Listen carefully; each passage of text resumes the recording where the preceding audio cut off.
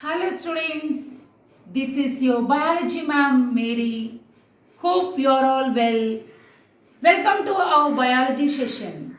Today in this session, we are going to focus on discussion of crop production and management.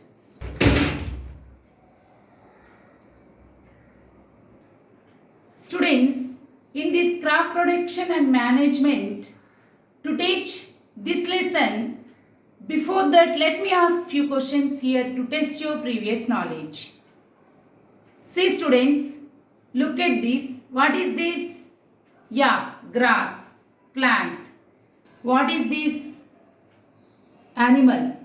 Oh, elephant. Very good, very good. These students, what are these students? Birds, parrots, isn't it? Very good.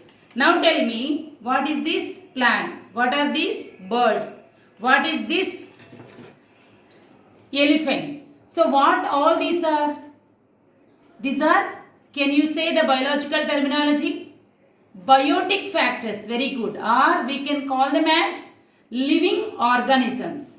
Living organisms, very good. What is this?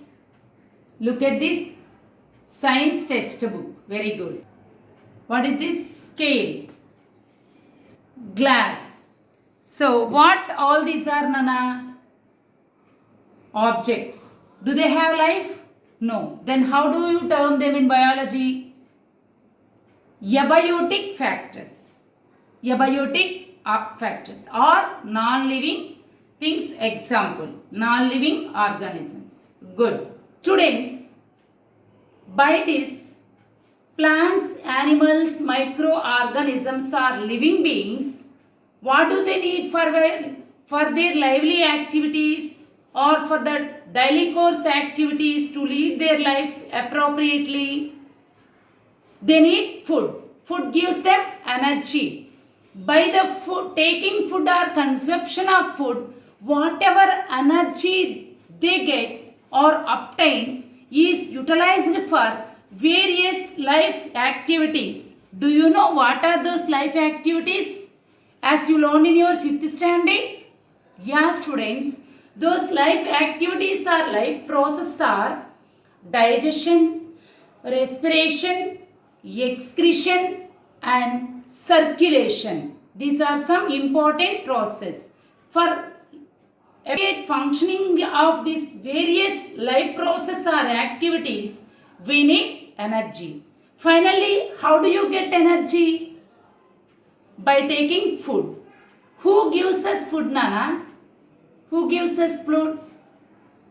Plants prepare their own food by themselves. But animals, human beings, birds cannot prepare their own food by themselves. So what do they do? Directly or indirectly, they depend on plants and plants' products for their food to lead their daily course activities to obtain energy by consumption of food. Isn't it? Yeah. Then where do we get this food? Yeah. Where do we get? From plants. Where do we get this food? From plants. From animals. Where do we get? From plants and animals. Both gives us food. Isn't it? Yeah. Students, have you ever heard the names of Bajha and Pahali?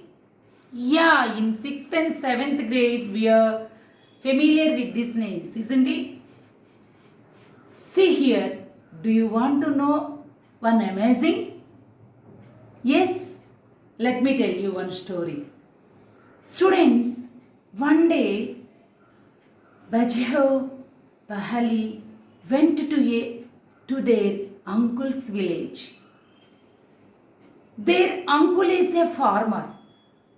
As he was cultivating the crops, one day these two, Pahali and Bujeho, went to field along with their uncle.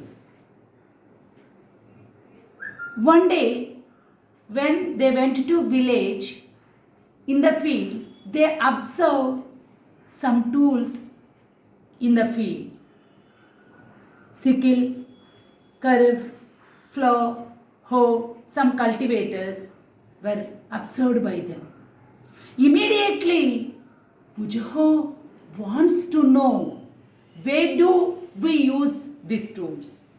Are you also curious to know about these tools, to know where they are utilized in our day-to-day life?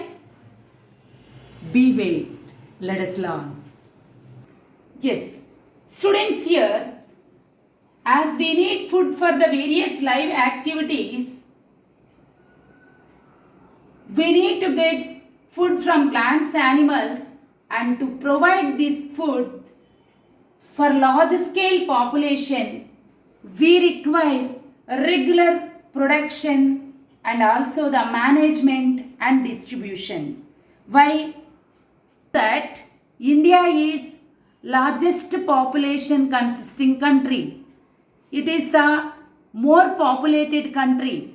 To supply food, to provide food, to produce food in this large scale population consisting country, we need to take advanced steps, processes to provide food for the better cultivation of crop and food management, isn't it? So what we need to follow here? We have to follow mainly 3 steps. What are those? Those are to supply food for the large population in India, regular production. Regularly we have to cultivate the food, produce the food for the better yielding by using advanced technology, hybrid varieties of grains and management and also the distribution. These 3 are the main steps to provide food for the large scale population.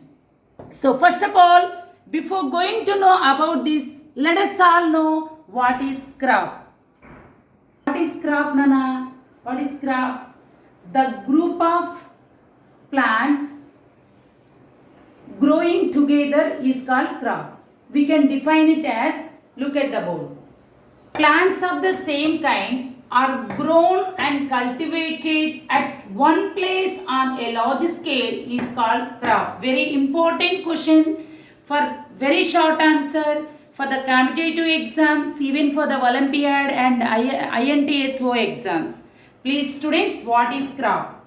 The plants of the same kind are grown and cultivated at one place on a large scale is called crop. What are the examples for crop? Wheat, paddy, cotton, chili, all these are examples for the crop. Now observe the crops. This is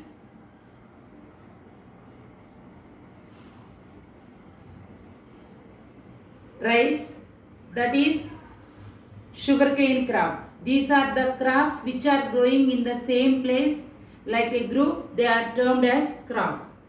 Different types of crops are there. Can you name, students? Yes, some cereals, vegetables, fruits, etc. are some type of crops like sugarcane, wheat, paddy. All these are some crops. Even cotton. Students, India is the vast country. You know that. So we have, depending upon the climatic conditions. What are the climatic conditions? Can you tell me? Yeah, temperature, sunlight, okay, whatever it may be. So temperature, humidity, rainfall, depending on these climatic conditions, crops are of mainly 2 types. Kharif and Rabi crops. And there is another crop which is also called third one, summer crop or Zaid crop. Now we will see the example and definitions of those crops. Look at the pictures of this Kharif and Rabi crops. Few examples of Kharif crops. Now look at the Rabi examples. These are few examples of Rabi crop examples. What are those? Wheat and tell me, mustard, all these are few examples. Right, students. Third one is summer crops or Zaid crops. What are the examples, Nana? Look at the images. Cucumber, watermelon and also bitter gourd, muskmelon, moong, These are the some examples for Jayat crops. Depending upon the climatic conditions, depending upon the seasons, crops are of three types.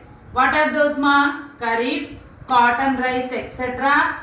Rabi crop, gram, pea, etc. Summer are Jayat crops, moong, muskmelon, watermelon, cucumber, bitter gourd, etc. Is it clear, students? Yeah. See, students, as I told you just now, to provide food for the large scale population in the India, we need to develop agricultural practices, isn't it? So, to provide the food, we have to maintain proper production and management through agricultural practices.